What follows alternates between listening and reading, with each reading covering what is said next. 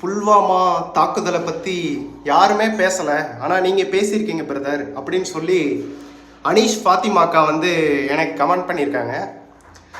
அக்கா ரொம்ப தேங்க்ஸ்க்கா. நான் என்ன சொல்கிறேன் அப்படின்னா, இறந்து போன 40 பேருக்கா, 40 உயிர்க்கா, 40 குடும்பம்க்கா. ஒரு நமக்கு ஒரு சின்னதாக காயம்பட்டாலே எவ்வளோ துடிச்சு போயிடுறாங்க நம்ம அம்மா அப்பா.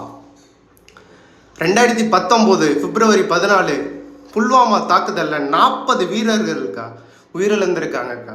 அப்போ 40 குடும்பம் எவ்வளோ தவிச்சிருக்கும்க்கா. வருஷம் அவங்கள நம்ம நினச்சி பார்த்தா தானே நம்ம இந்தியன்க்கா. ஆக்சுவலாக நம்ம ஃபஸ்ட்டு இந்தியன் ஃபீல் பண்ணணும், ஒற்றுமையாக இருக்கணும், ஜாதி மதம் மொழி எல்லாத்தையும் கடந்து இந்தியன் அப்படின்னு சொல்லி நம்ம ஃபஸ்ட்டு நினைக்கணும். பிப்ரவரி 14 வந்தால் என்ன இன்னொரு விஷயம் உங்களுக்கு தெரியுமா? பிப்ரவரி 14 வந்து எங்கள் அம்மா அப்பாவுக்கு கல்யாண நாள், 35வது வரும்னு இன்னைக்கு கல்யாண நாள். நான் அதுக்கு கூட வீடியோ போட்டிருக்க மாட்டேன். ஆனால் எனக்கு தெரியும் பிப்ரவரி 13 வந்துட்டாலே நாளைக்கு 40 பேர் இறந்த தினம், அவங்களுக்கு நம்ம நினைவாக ஏதாச்சும் ஒன்று பண்ணணும்னு நினைப்பேன். இது ஒன்றும் அவ்வளோ பெரிய விஷயம் இல்லைக்கா.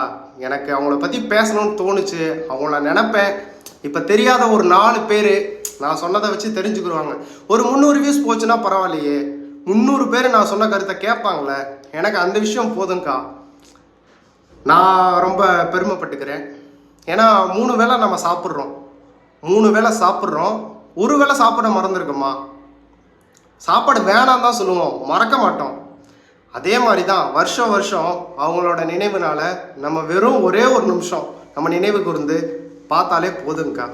அதுவே போதும். அவங்களுக்கு நம்ம செய்கிற மிகப்பெரிய ஒரு தியாகம், ஒரு நினைவு, அவங்க நமக்கு ஒரு சந்தோஷம், அதை பற்றின அவ்வளோதாங்க்கா.